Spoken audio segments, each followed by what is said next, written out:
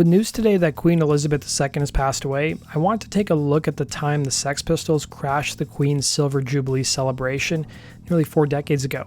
This story really dates back to the 1800s when London was struggling to keep up with an exploding population. The infrastructure in the city couldn't meet the demands of the rising population, and unlike today, they didn't have sanitary sewers or wastewater treatment plants to deal with sewage. Instead, people's sewage would simply run to the River Thames. This type of thing still happens in some major cities, including where I live, largely because we have a lot of old infrastructure where stormwater and sewage is transported in the same pipes. When we get an intense rain event, it bypasses the wastewater treatment plant and goes straight into the river. In 1859, the hot weather combined with the waste in the river only exasperated the horrendous stench from the River Thames that was so bad that sessions in Parliament had to be cancelled, and Prince Victoria and Albert had to put a pause on their pleasure cruise. Then over a century later, the monarchy would be disrupted once again by the River Thames, but not by the stench, but rather loud rock music. In 1977, London's wastewater issues had vastly improved, as a lot of developed countries and cities had now built proper sanitary sewer and treatment systems. Queen Elizabeth II would celebrate her Silver Jubilee that year, which was her 25th anniversary of her taking to the throne. But anytime the monarchy celebrates really any kind of anniversary, there's always protesters, and that year the Sex Pistols protested the occasion. Forming 1 year prior, the band had already developed a notorious reputation, having had gigs canceled, losing several recording contracts, and upsetting an entire nation on live television when they appeared on the Bill Grundy Show and swore on TV.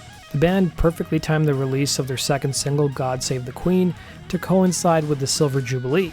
Funny enough, it was the band's second attempt at releasing the single, as the first one saw a member of the band's entourage get involved with a scuffle with a record executive, resulting in the band losing one of their recording contracts. Always loving publicity, Sex Pistols manager Malcolm McLaren and Richard Branson, the head of their label EMI, concocted a plan to have the band rent a boat called the Queen Elizabeth on the River Thames and sail by Parliament and perform a live show. The Queen was to have her own royal procession 2 days later.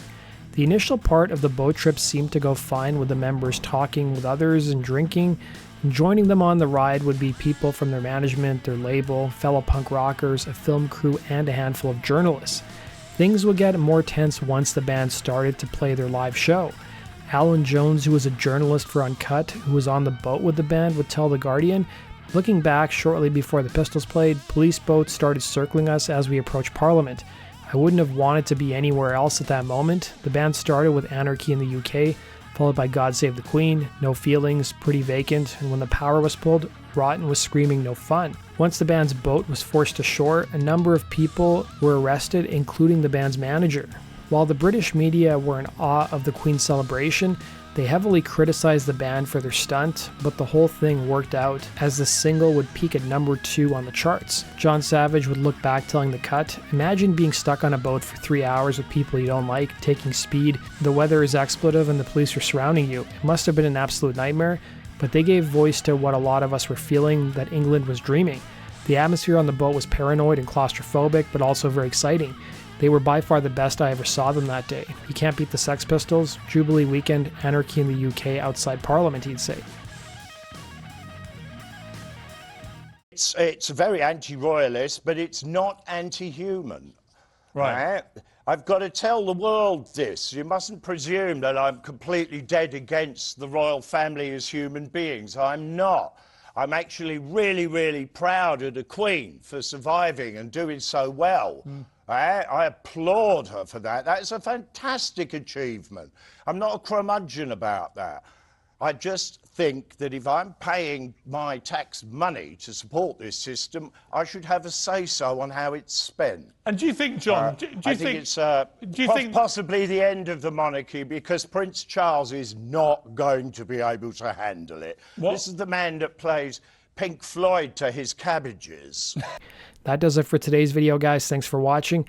Be sure to hit the like button and subscribe, and we'll see you again on Rock and Roll True Stories. Take care.